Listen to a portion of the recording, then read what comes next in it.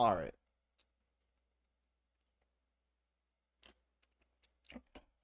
So,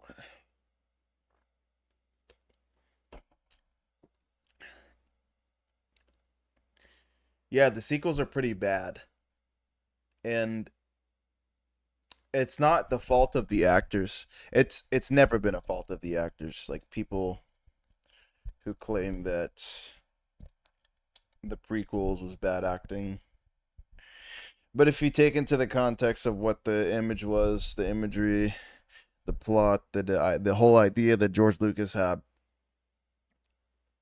none of it. I don't really blame this on the actors. What I do blame is everything that they thought they were doing was not even being done. For example, in the first sequel, in episode 7, they they had this thing where they wanted to bring the nostalgia back. And they did.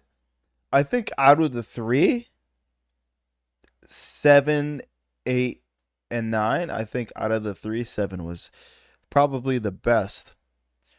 But if you take into consideration everything, like Ryan Johnson's directing 8, and he's not directing the other 2. So 9 has to clean up the mess of 8. But can I tell you guys something? I don't think 8 was actually that bad.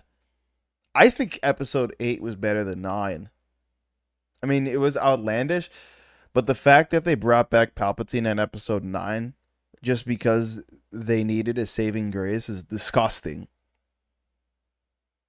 The entire plot, the entire idea of the originals and George Lucas's idea was that Vader brings balance to the Force.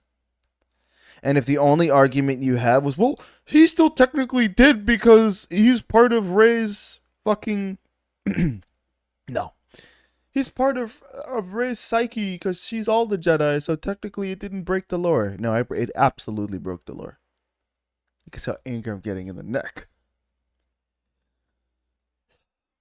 But the thing about the original sequels is that 4, 5, and 6, it has the perfect archetype. It has somebody facing their fear, which is Luke, and he faces it pretty much right away in episode 4, when his aunt and uncle died. But he does it again when he confronts his father. Can you tell me one thing 7, 8, and 9 tackle that makes you connected to the character? Not in like, oh, I can relate to this character because I too have been looked down upon because of my sex or my race or ethnicity. Besides that, you watch the original sequels and you look at Luke and when you really get into it, you're like, that's me. You don't have any of that in the new ones. And that's because I mean, there's a few things. I mean, wokeness has ruined a lot of the hero's journey because the thing about the hero's journey, it has to come from within.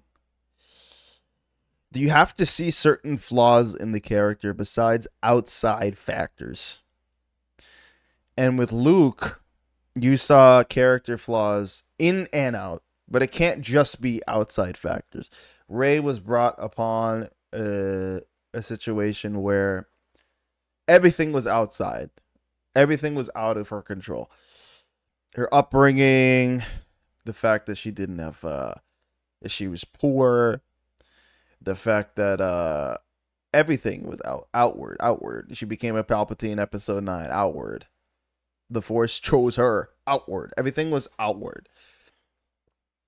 And if you look at the main protagonists, Luke, and I would consider Anakin from a certain point of view to be the protagonist of Also the prequels.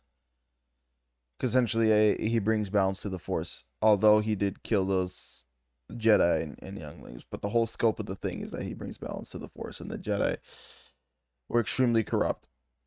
But going back to the sequels, right? Everything was external. And everything was so convenient. I mean, you had convenience in the originals, but not like this. The fact that Rey was able to get into Kylo's head, and Kylo's gone years of training, and his parents, his mother was Leia, and her brother was Luke, who was connected to the Force. So that makes sense why Kylo's the way he is. My biggest problem is what they've done with Rey as a character. And what they should have done is what they did with Rey, have that be done to Finn, but make the plot better. And the thing about the first one that did really well, the first sequel, episode 7, was that you didn't really know which direction it was going, if it was Rey that was going to take over or Finn that was going to take over. But the thing about episode 7, the cool thing was Finn's journey in that first movie. He had a more interesting story than Rey. Rey was always a mystery until they just decided to solve the mystery. And it didn't give any context clues besides that she was Force sensitive. So were the kids at the end of episode 8 that were moving the broom, which I hated. The Force is one of those things where it's in the original movies before the sequels, it was something that needed to be really studied. You know, it wasn't something that all of a sudden that is just convenient. It doesn't matter about the lineage either.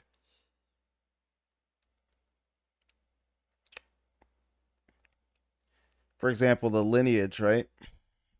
With Anakin and Luke. Luke is not out there defeating Vader in a battle in the 4th and 5th movie. Like, it took him a long time. It took him a long time. And he beats a weak Darth Vader at the end. Darth Vader's not at the peak of his powers. The whole idea behind Vader is his power. Yes, it does come from the Force sensitivity, but it's also through the confrontational power he has, the intimidation that he has. Right? So you have to take into the account that Kylo is basically somebody in his prime that's been taught the Force basically in an academy by Luke until he turned on him. And you find that out. But looking at Rey, it's so convenient that all of a sudden, oh, she's a Palpatine, therefore she's Force sensitive. Luke is the son of Anakin. Do you really think that if it was Anakin in his prime without the Vader suit and without having that keep him alive, do you really think that Luke is going to defeat a prime Anakin? Are you serious? Kylo Ren defeated everybody at the end when he was going to confront Palpatine. All the guards, all the chicken, all the gravy. So he is powerful, and it makes sense why he's powerful. It makes sense why Ahsoka's powerful. Training. Rey, I think these movies probably maximum are in the span of when they came out, like 2 years apart from each other. So it's probably just 6 years, which is crazy. They might have even came out faster than that, but could you imagine Luke defeating Prime Anakin? No, you cannot. So the fact that Rey's just able to do it with a little bit of training, defeating a Prime Kylo, who's physically nothing's wrong with him, right? It's all mental. There's a lot of things you could have done with Finn. You could have had him be a Windu. You could have had a deeper backstory on him possibly being raised um, as a Jedi, but then forcibly brought into the Empire. You know, it was, yeah, like he's holding his own against Kylo. That doesn't make sense either. I'm trying to find a way out of the universe they built, and you see how hard it is for me to do it. Not only that, they did Luke dirty. I'll never forgive them for that. Mark Hamill won't forgive them for that. And he's not a fucking difficult guy, man. But they gave Mark Hamill such a shit end of the stick that it's like it's sad to me.